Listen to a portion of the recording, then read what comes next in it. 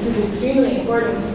And if you don't ask me, you're probably not ready for the information either. So just throwing stuff at you. How do you guys like that, by the way? Nobody likes information just thrown at them. I do have some guidelines here, and they asked me to talk about animal chiropractic yesterday. So my true love, I started out doing animal chiropractic because I live in Woodland, and you didn't have to be licensed. There was a gray zone 15 years ago. So I was sitting where you were sitting 15 years ago. And I took a seminar from Dr. Inman, I don't know if he's still in Seattle, and the activator protocol, and started working on animals. And I would, charge a house call. I didn't charge for therapy. So that was kind of that Washington State gray zone for the longest time. So here I'm a student, and I got paid $30 per house call. So after gas, I made $25, no reception, no office, no paperwork, no bill from Staples, no, because you guys write this down, overhead. Write that down, overhead. Okay, that isn't something you think about where you're sitting right now, and it's coming. So your school diploma is nothing compared to the bills you pay. I pay $650,000 in bills a year. That is my overhead. So when I have a doctor come to me and tell me how much they want, I'll go, great, I will do that minus overhead. Because together, when we do the work, we've got to pay that together, or I will resent you standing in my office. And that's a bad associateship position. So I transferred from animals when I graduated to family practice, and I did exactly, I think Elise and Glenn Zalewski really hit the nail with the hammer here. $0 in marketing. I paid $0 in marketing for 8 years straight. The only time I needed marketing is when I added a new doctor to my practice, because nobody knows who you are. I add a new doctor every year to 2 years, so it takes a lot of marketing because nobody knows who you are. Once you tell everyone and you do a good job, it's binomials. Raise your hand if you know what a binomial is in math. Okay, write that down. I want you to go to Google, and I want you to look up binomials, because if you don't know what this is, you will not build a practice. You will not build a practice as an associate, and you will not build a practice working anywhere. Write it down, a binomial. And then look up exponential growth. Okay, so there is math required when you own a practice. There's math required when you do not own a practice. And when you're an associate, you go in there, no matter what style chiropractic you're doing, what flavor, okay, you're going to have to understand the basics of growing practice. And if bacteria can do the petri dish, chiropractors can do it and finally take over. So I'm sick of this 8% of the population stuff. Come on.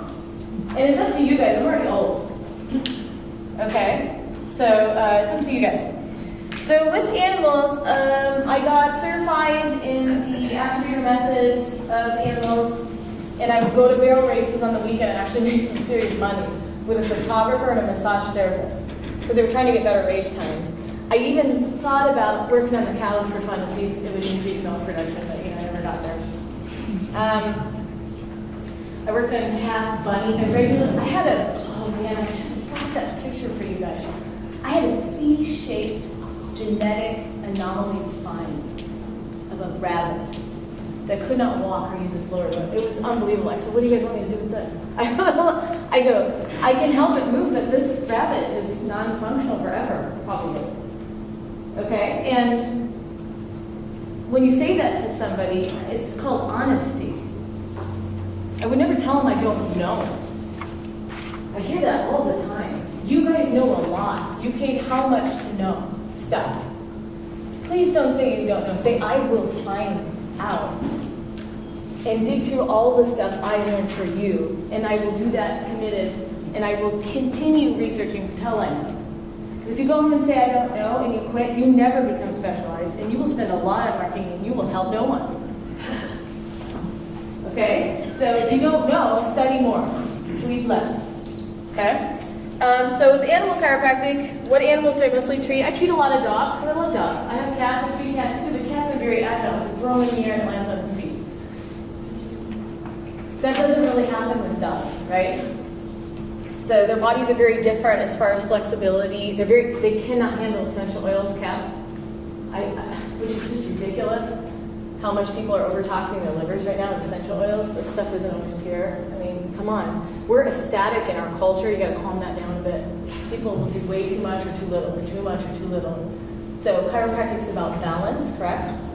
So whether you're talking about animals, or you're talking about athletes, or you're talking about yourself, get in the middle zone. That's what people are paying you for. Get out of the extremes. Very, very important. If you talk with acupuncturists, I've been in multidisciplinary practice since day one. So I graduated in '06, did the animal thing for 2 years prior to licensure. Right about, literally I graduated, I think July. September, I had applied for insurance contracts. Anybody ever look at an insurance contract to be a provider? Can you imagine what it looks like? Do you remember filling out your, Julie's laughing. I might even have her tell a story for me, but how many times did we just submit for Arizona? Okay, don't tell on me. Seriously, it takes an act of Congress to get a license there. And I'm really good and I am very detailed, and I called him on the phone and I said, I want to submit this one time and one time only. He laughed at me. He said the entire time he's been working there, which he said was eons, only one chiropractor has ever gotten through the first time. I got it in twice. That's who you want working for you, by the way. What do you think my interview process is if she can handle that? How are you going to interview? Who's going to help you in practice? How are you going to teach them? What book does that come out of? How much are you going to pay him? What happens if you pay too much? Cool, you get sued. Never pay somebody too much. They will hate you and not feel worthy of it. Be very careful of that. So with animal chiropractic, I went into family practice.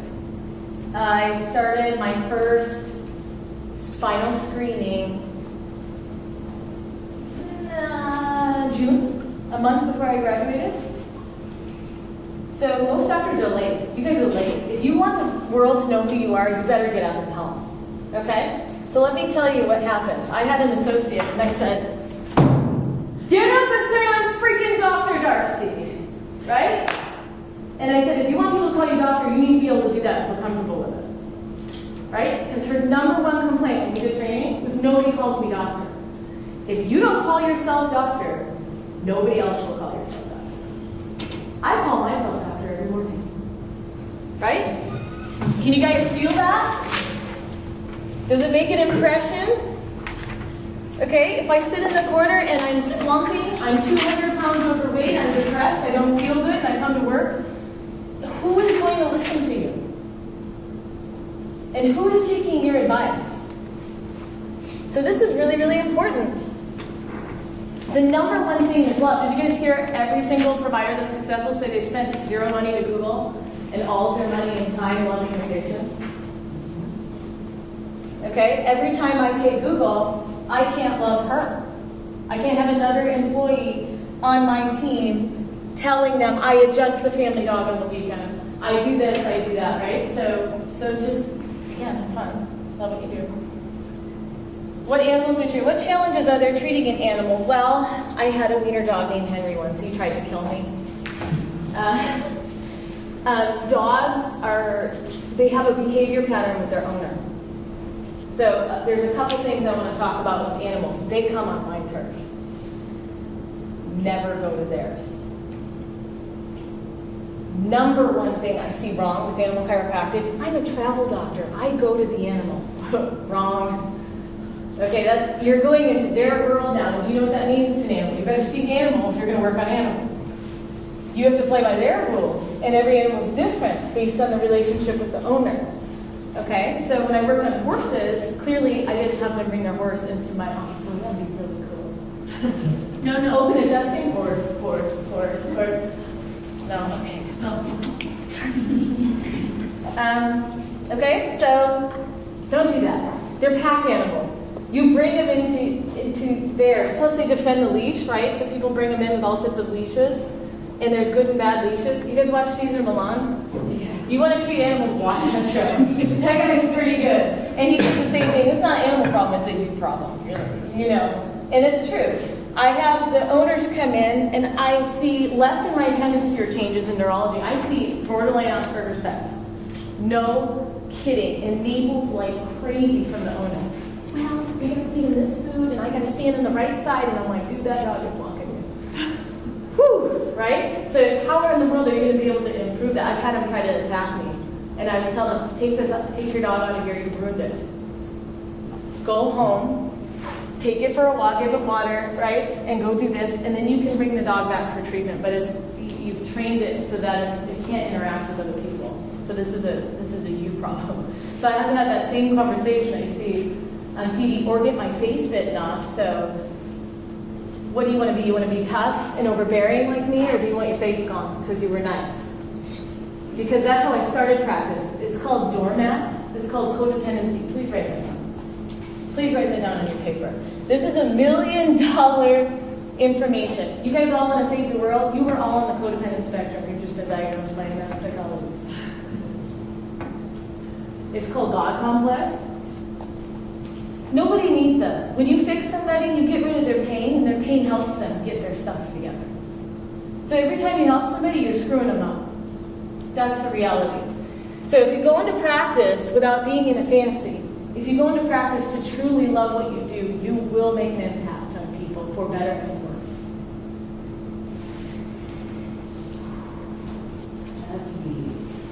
Now, the sooner you know this, if you're going to take your time on a Friday night and pull money out of your pocket, and the sooner you know this about yourself, you will be working and balancing out your life, and you will be worthy of meeting others in theirs. And if you don't think you have stuff going on and you're not working on it, you will never have a practice. Whether it's an animal, or high volume, or pediatric. So my poor husband, my husband turned 60 December 17th. He used to play National League hockey. So after family practice, I got into sports because I got super, super fit. Do you know how fit you have to be to see more than 50 people a day? You gotta be fit. So I had a trainer that worked with me every day. And I managed a health food store in undergrad, so I was already made of good materials from 12 to 21. So basically, I got to a point in practice where I'm kind of tired, my neck hurt. I literally, who has ever been on a ski team or played pretty advanced sports? Anybody here? They film you. And when you get to level 4 at training, they're serious. My ski teams, when I'm working on the skiers, they know biomechanics better than you guys. FYI, so when you're talking to them, you sound silly. And guess what? They fail their exams 99% of the time. So the first time a skier goes out for training, they fail at least 10 times to get to level 3. They don't kind of pass and hope that they do what we need to do. Otherwise, they wouldn't be doing the amazing things you see on the Olympics. Did you guys see that? I'm going to go to Vail and discuss physics with some of the way that the skiing is going and acceleration principles. Just because I went to Art Prof seminar 20 times. So when they were talking about Elise and Zelensky about spending your money and your skill, I'm serious. Don't be mediocre in your skill, and you're going to be fine. So you keep working on that. I remember driving up to Tacoma, Dr. Fran was with me once, getting adjusted in a disgusting looking barn. Remember that? Why? Why would I do that? I don't even like Stillwell and his personality. He's an amazing, amazing man. He's a great adjuster, and we decided to just respect one another. I was the Gucci girl who wanted to dress nice, have a nice office, and he was Mr. Farm guy, quad guy with his animals on the farm, and we loved one another. And we respected our differences. We have an issue with that in chiropractic too. This limited thinking about how difficult it is in practice, and there's too many of us. And there's 10 chiropractors on my road. 10. Okay, so how many adjustments have you had in your life? Several hundred. Several hundred. So if a patient comes to you and says, I have plantar fasciitis, how many visits does it take? What would you say to them? 2? 20? They're going to ask you when you graduate, how many visits have you had in your lifetime? How many adjustments? Over 500. Over 500. 500. So I have right SI pain. It's been there for 6 months. How many visits is it going to take, doctor? 6 to 8 weeks for what? And what's going to happen in 6 to 8 weeks? I grow a new leg? Oh, yeah. You guys, patients are going to ask you some really funny stuff, and then you can't laugh. I laughed once. I got my freaking butt chewed by a patient for like, who do you think you are? I go, dude, it was funny. This is just me. I'm comical. It's not you. Let's not make things about you. Oh, man. We had a fun conversation. Okay? Who else? No volunteers. Everyone's shy. You're not going to grow a practice that way. But do you get the point? If you write down your own treatment plan right now, everybody in this room knows what's going on here, I hope. Because you have absolutely no authority whatsoever in your community telling people how to do their health if you don't know your own. So write down your own diagnosis.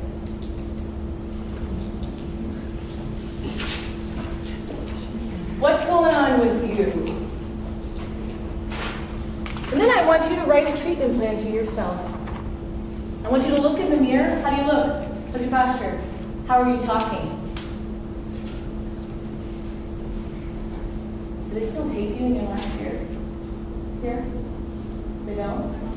Man, that was the, you guys, it was the best thing ever. They tape you with the staff. They've already, like, we're Q6 since we've already been taped.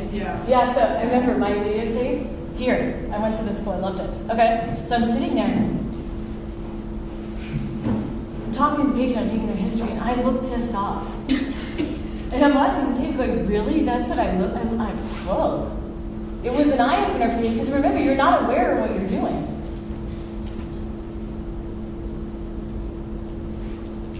So write down what's going on with you.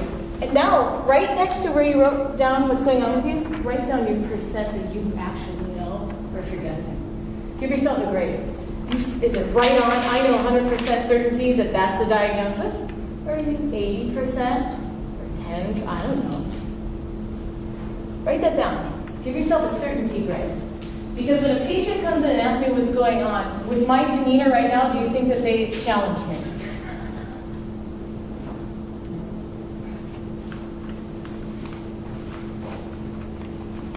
So if you want a high volume, I think that's me. I'm answering those questions.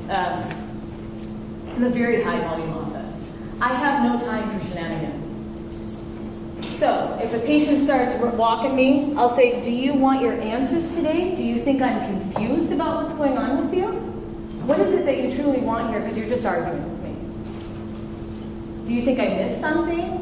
I mean, I do the most thorough exam I've ever seen in the globe at my office.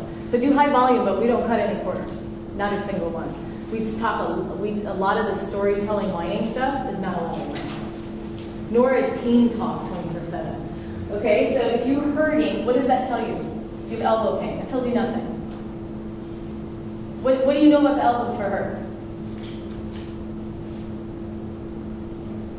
What are you going to do? How are you going to treat it? What's going on? Look at your faces. You have no idea. It could be hundreds of things. So quit focusing on something that doesn't matter. That's how you do high volume. Okay, if you want a high performance athlete, you got to cut out the fat and eat good. You want a high performance athletic practice, you got to cut out the junk and get straight to the point. Because that's what the patient wants. In 2.5 minutes, my patients feel like they spent 3 hours and they got everything they wanted after they've been to 20 other offices and didn't get jack. And they got an hour visit long, 2-hour visit long, 5-hour visit long, 18 naturopaths, $9,000 later. They have a machine to breathe. Oh, sleep apnea. I don't even want people to say that word in my office.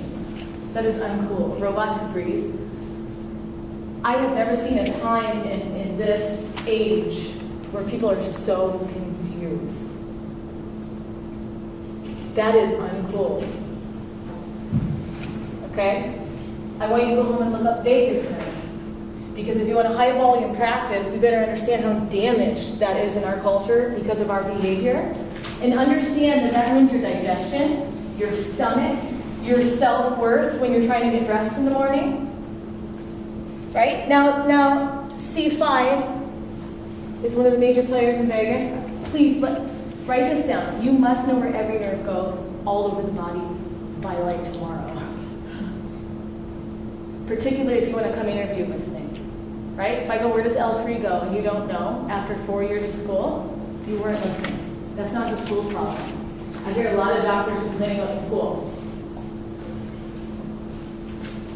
Why? School's amazing. So high volume, you gotta know your stuff. Yes? Listen, with the high volume, I'm guessing you have like a specific time domain and you stay with each patient.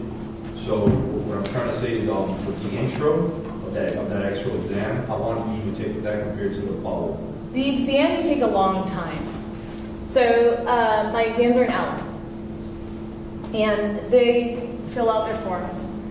But my exam is when I watch them walk into the office, sit down, and I watch how the family dynamics is going down. The reason why I like family, by the way, athletes, you guys, who wants to do sports in here? You have to be one mean mother. That's my thing. I want to deal with them, but I don't want to specifically deal with athletes, yeah. You need a paddle, you need a fly swatter with the name on it, and you got to be able to beat them. I'm married to one. Guess what their coaches did to get them to perform?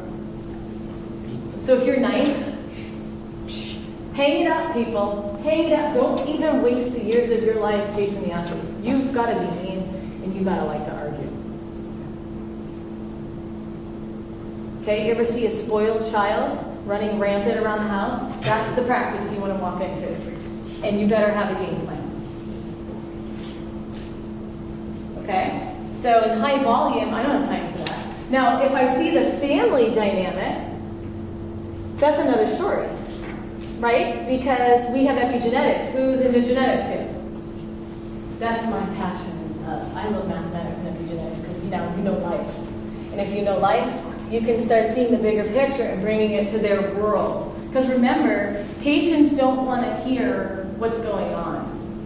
So the doctors come in the room and they spend that hour exam that we spend, and they talk about the psoas and all this stuff. You guys are talking to yourself. It's creepy.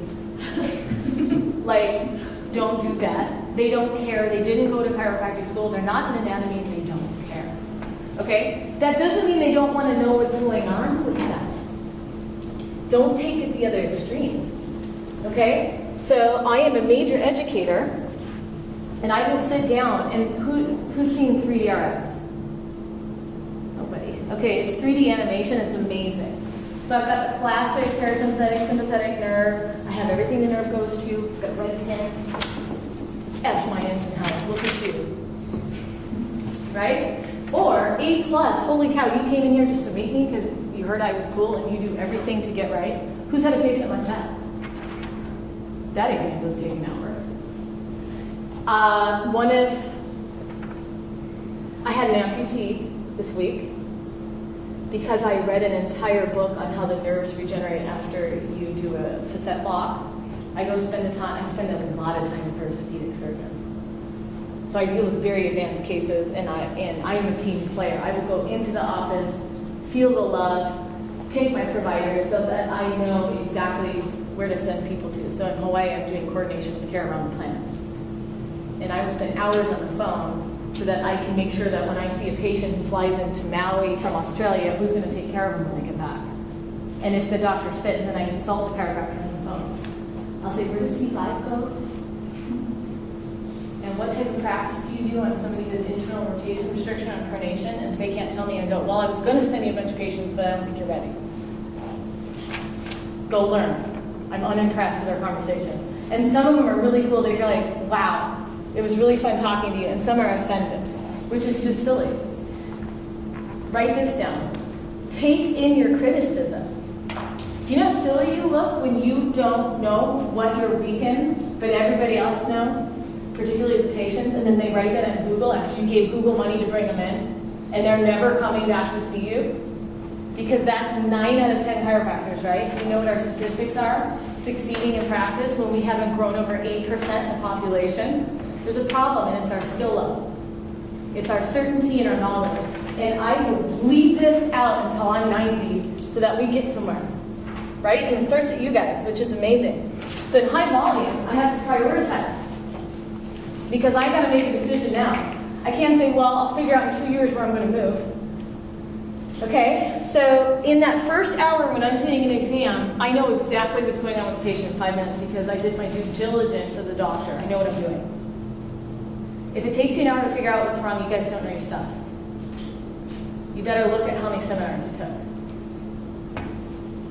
Or you didn't hang out with the right people. If you're hanging out in practice and they see less than 20 a day, I don't know.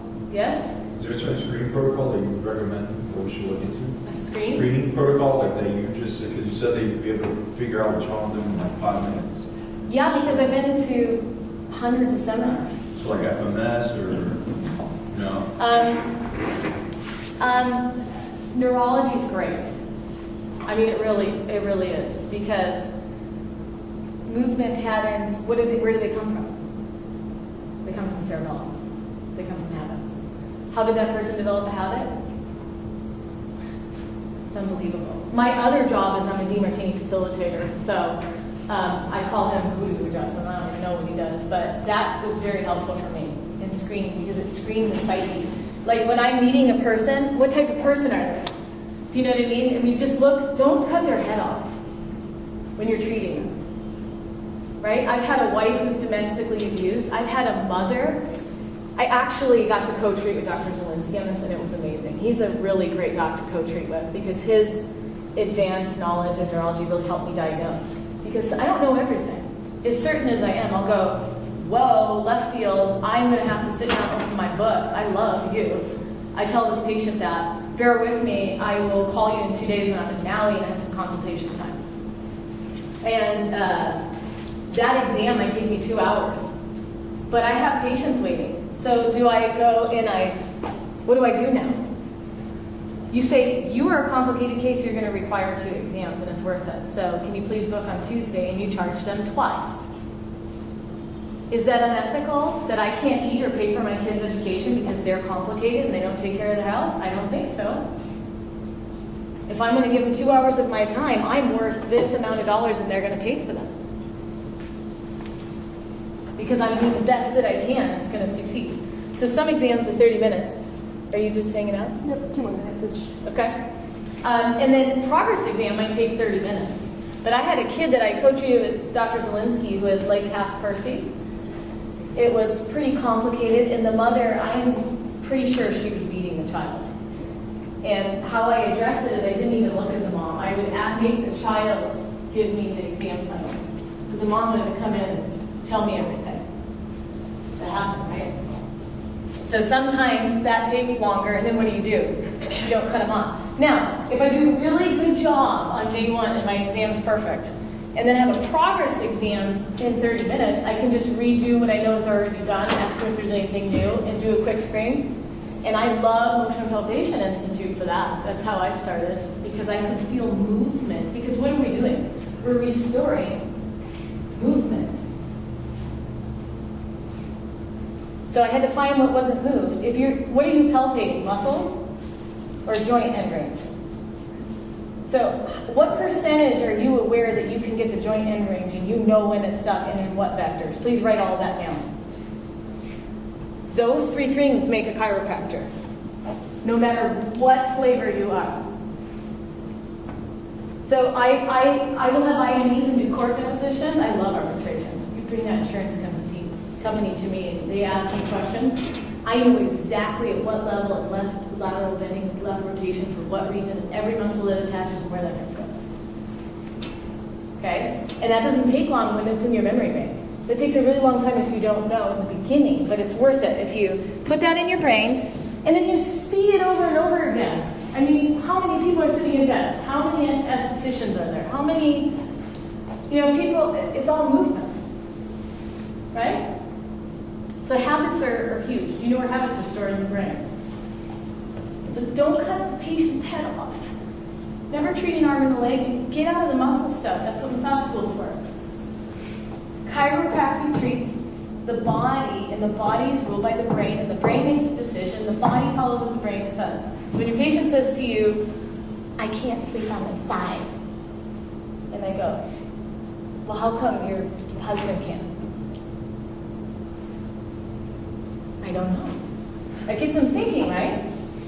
And then I shut up You guys are talking too much. Don't tell them why. They need to know that they don't know. So if you ask them a question, write that down. Learn what awesome questions to ask that make the patient really uncomfortable in a loving and nice way. Because they will come in and tell you they have plantar fasciitis because they Googled it. And then I go, why are you paying me to tell me what you have going on with you? I'm confused about our relationship. Because I'm here to help you, and I have a $400,000 education topped off with another $400,000, and I would love to offer that to you, but that's going to require you being open to there being other possibilities. And what do you think most of them say? That's awesome. Whoa, I found an expert. That's what I was looking for. And they back off. Because at first there's a mistrust. So you can't do high volume if you're fighting people who don't trust you, and it'll take a really long time. Once they trust you and you know what you're doing, and 3 visits go by and they're already feeling better, checkups are 5 minutes. I can do 60 to 70 different adjustments in the entire system in 3.5 minutes. While talking to them, while going over their exercise, while downloading passwords with all my homework online. Doesn't take that long. But I practiced quickly. So if I practice slow all the time, I get slower. That's another thing. My doctors will say, you can't do high volume, or how do you have more than one practice? Well, the doctors that come work with me, I train them all of this stuff. I won't even hire somebody without a 4-year commitment, because how long do you think you think the school can cram 4 years of information in your brain in 6 months and you're going to go open a practice? You gotta be kidding me. Some of the doctors that taught me have been in practice for 50, 60 years. Give them some respect. I would drive 3 hours to see them, buy them breakfast. I was broke, they were rolling in it, and I would just, information's worth $1,000. Here's some eggs and a coffee. Dr. Sillo's father was a catacomb kid. He came in the state before it was legal. He just died a few years ago, and to take him to breakfast and learn about where we came from, priceless.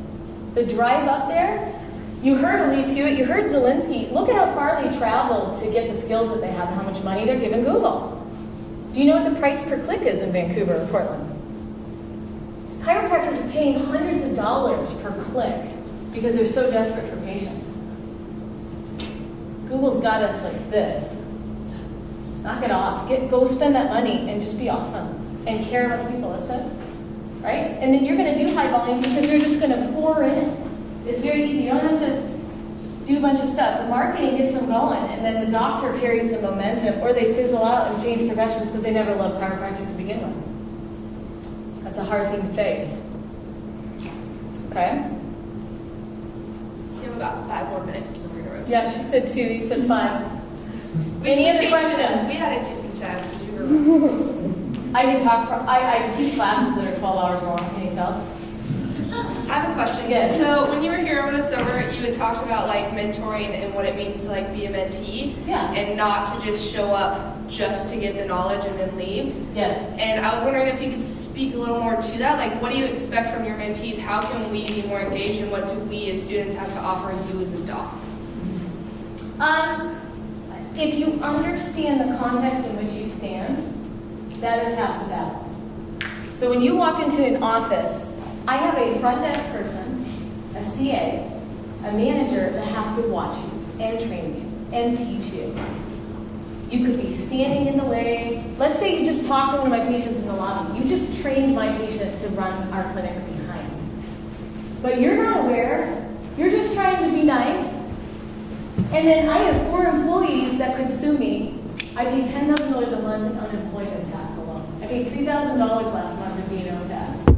So if you understand that, and you come in wanting to learn, if you do what Zielinski, I just loved what he said. He said, you graduated, you're done. It's time to roll in it. Oh no. That is absolutely true. That mentality will kill you. And you have no idea. The 80 doctors I interviewed, you're 70, I throw in the trash. Shred it. I won't talk to them. I won't work with them because they look at me and they don't understand where I'm coming from, and they'll say, she's too rough, she's too much, she's too unethical, it's too high volume, I don't like women adjusting, I don't like this, the judgment and you guys are shrinking. It's a shrunken, condensed, doubtful, uncertain, ungrateful place to be. So all we ask is for gratitude and respect. And if you're open to learning, don't come there and not be open. And most certainly don't come into an office and be someone who you're not. So I had an associate last year. He interviewed great. He did really, really good. We were together for 3 months and I put him on probation. And I go, I don't enjoy working with you because I can feel you resisting me. I would give him assignments. He wouldn't turn it in. I would give him specific instructions on how he would succeed and he would do the opposite. These are ways of slapping me in the face.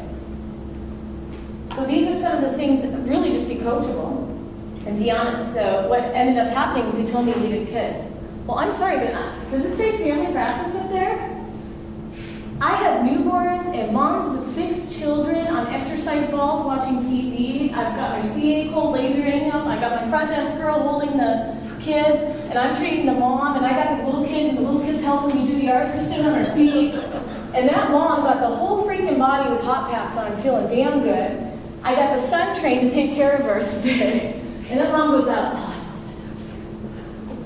I'm going to go make dinner and live life. And now she can be a good example for the children. You are changing lives. That was another thing Elise Hewitt said that, do you know what it's like to change a life? Do you know what it's like after you've been in practice for 12 years and those children come back to you and you don't recognize them, they went to college, and they come and regurgitate everything you taught them for the last 10 years and how many other people they're going to help? It makes you feel like you're not. That's why I do this. I'm not the richest chiropractor, but I help a lot of people because I pay very well based on what you produce. So if you want to help the office you go into, produce something for the office. Produce a profit. That's not a bad thing.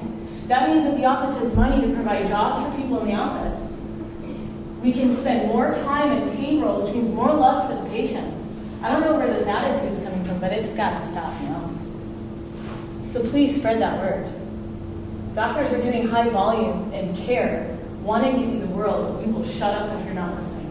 We're not going to share the information with you. So as long as you're coachable, and you're willing to reflect on what's going on, and then have enough self-worth to say, hey, this is what I noticed, I would do this. Why are you guys doing this or this or this? And sit down and have coffee in the morning. Some of my best associates do exactly that. Hey, I noticed this. That's great. That means you're learning. Well, we tried that in 99, or we tried that in 06, or we tried this, or I came from an office that saw that, and this is kind of what happened, and this is why what we do. Or Medicare fees is $18, so by the time I pay my biller, my Chiropractic software, my Renew, my full-time speak guy. Oh my gosh, Oscar's working. So, and then managers. I have 4 managers managing all these locations. Right? So just open your heart, you guys. Be true to who you are and be productive. It means you're going to help more people. That's high volume and chiropractic. Awesome. All right. Thank you.